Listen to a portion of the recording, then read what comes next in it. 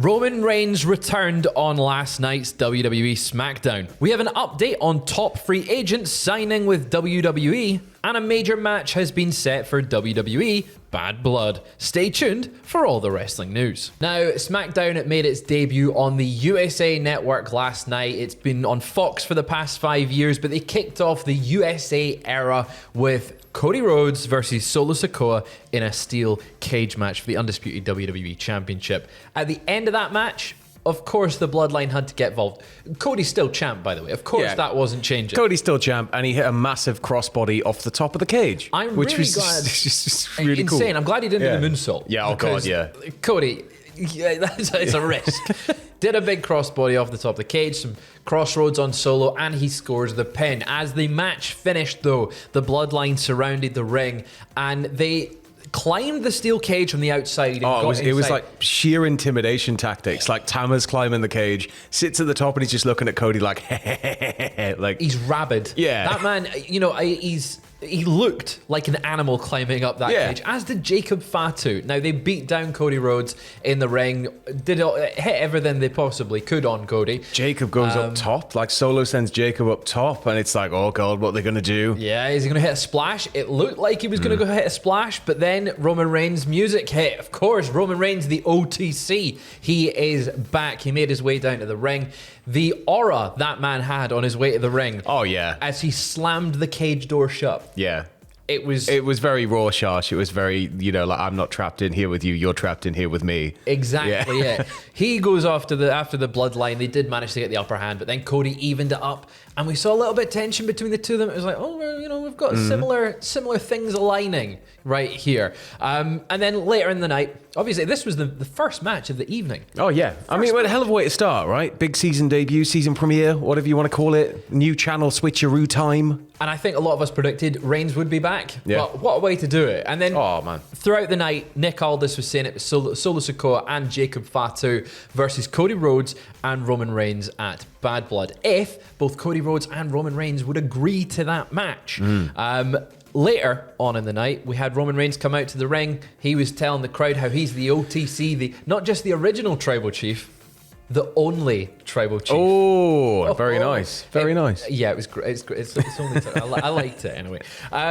He says that it's still his WWE. Cody Rhodes takes challenge with that. Comes to the ring. Signs. He goes to sign the contract. Yeah. We get the Bloodline come back out and attack both men. Reigns signs the contract first. Solo going, yeah, he doesn't like you. He beat you at WrestleMania. You don't like him. You're not going to work together as a team. And Roman just signs it in spite and then just hands it over to Cody.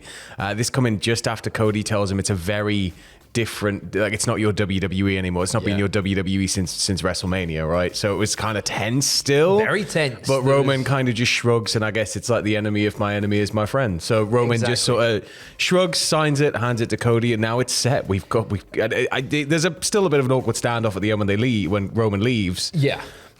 Is Roman gonna just sort of, is he gonna be his own downfall in this match? Is he going to try and just take all of it himself? Yeah. Perhaps they'll do that. And Cody's just going to be going, come on, tag me in. Yeah, I can see them doing that. I could also see Reigns running roughshod on Cody having to force himself tagged in. Yeah. Just to have a little bit of hey, I'm still the champ, guys. Gets one boot, Roman tags himself back in. Yeah, absolutely. In this match, though, we're going to see Jacob Fatu and Roman Reigns square up. We're going to see Jacob Fatu and Cody Rhodes square up. Yeah. And Solo Sikoa is also going to be there. I can't wait. And Solo will be there as well, yeah. This match is going to be a lot of fun at Bad Blood. That's in just 3 weeks time. It feels like it's a far out. Time is just creeping up on us, isn't it? Bad Blood felt. Well, I mean, that initial announcement teaser, it was like, it's months away, and now it's here. It's almost here. But moving over to some AEW centric news, we do have an update on Adam Cole, courtesy of the Wrestling Observer newsletter. Yeah, so apparently he was backstage at AEW All Out and was walking about fine, but there is still no word that the Observer's heard in any regard that he's going to be coming back anytime soon. They don't know a time frame. They don't know anything. We know from what Fightful has reported that Adam Cole has been getting back in the ring, or was set to get back in the ring to begin training and coming back from that injury that's kept him out of the ring for close to a year now. It was last September, I want to say. It was a really unfortunate injury as well. It sort of just shouldn't have happened, but... Great to see that he's backstage at All Out. Great to hear that he's walking around fine. I hope he gets back in the ring soon, and I hope he comes back and goes straight for MJF if MJF is back on screen. But really, I think he needs to come back as a face. I think he needs to come back as a face. And would you really mind if they just sort of just did a soft reboot and just let's forget about all the devil crap and let's just move on? Yeah, I'd maybe prefer that one. Yeah. Please, Adam Cole, if you're watching, just move on from it. Just move on and do something. You're going to see MJF again at some point, and you like push him off a cage or something. It'll be fine. That'll be just fine. Wait, just slow revenge. Also, from the Wrestling Observer newsletter, they've said that WWE is planning on being flexible with the length of Raw when it goes to Netflix. Yeah, apparently they're going to be able to adjust the time if they need longer to tell a story or if they want to go shorter. Now, the Observer has sort of remarked that this idea would give WWE the chance to make the finish of the main events less predictable.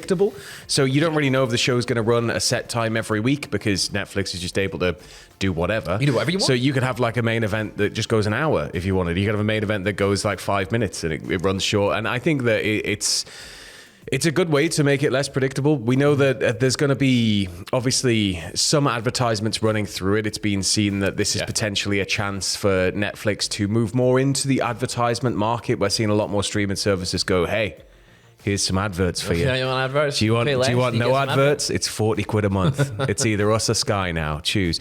But essentially, you like wrestling, obviously, the fan base is so conditioned for advertisements. You got to imagine there's going to be a lot of tie-ins, a lot more stuff going on.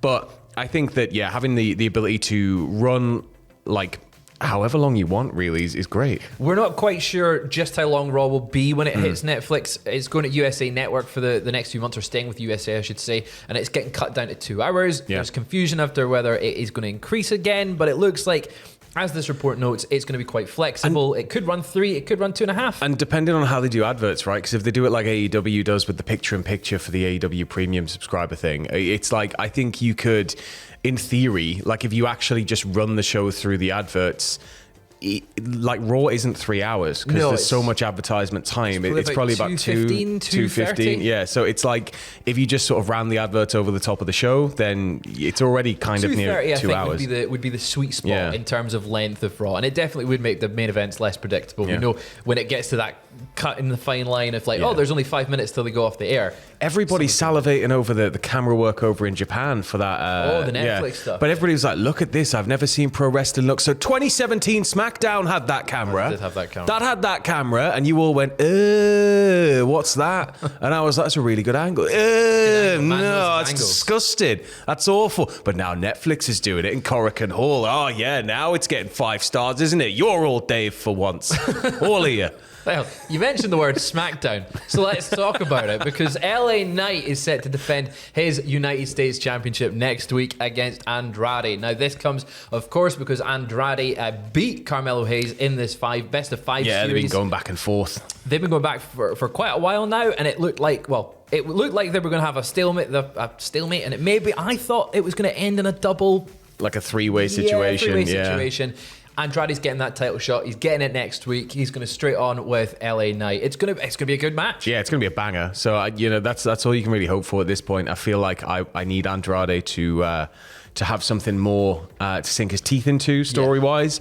I think LA Knight's somebody who is perfect for this, because he's against somebody he's not really on a cooldown because he's a champion, but he, like, for the longest time he was sort of orbiting that main event, but it was like there were too many cars waiting to park. There's a lot of people there. And it's sort of, he's kind of off doing something else for now.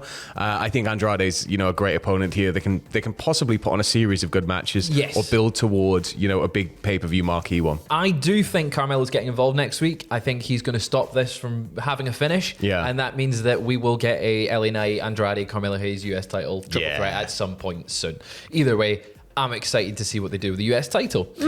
Staying with WWE, though, we do have an update on the Motor City Machine Guns. Now, it looks like they are headed to WWE. Of course, this was by PW Nexus, reporting that they will be joining WWE and starting in NXT. Now, it has since been backed up and confirmed by Fightful and PW Insider that the former TNA Tag Team Champions are in fact signed with the company. A few more notes, though, from PWN says that the Motor City Machine Guns got a great deal from WWE and that they are thrilled to be working in NXT. From there, they're expected to set up a match with Fraxium. It's no surprise. You go straight with what, like, the Motor City Machine Guns and Fraxium will put on an incredible match that will have a lot of eyes on it. I feel like they're going to be able to have a nice little tear through NXT. Now, do you make them champs? I think so. I think you give them a run as I think the previous report from PWN said they're expected to be the face of that tag division.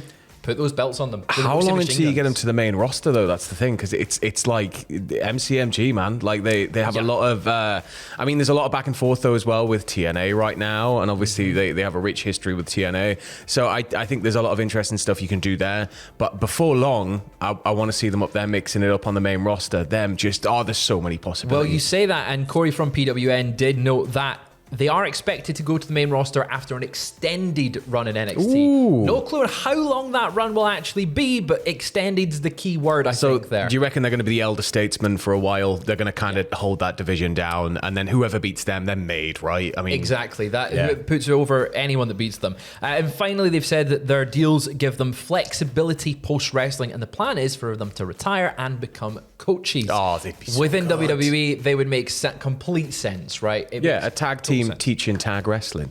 God damn. Can't beat it. Well, I can't wait to see what the Motor City Machine Guns do. I think it'll be that first night on the CW we see them. Yeah, they're really stacking these shows up, so it wouldn't be too much of a surprise to have a bit of a shock debut, maybe, even though it might not be very shocking because it'll all leak. But you know what I mean. Let us know in the comments below what you want to see Motor City Machine Guns do in WWE. But that is all we've got for just now. We'll be back later on today with more wrestling news. See you later.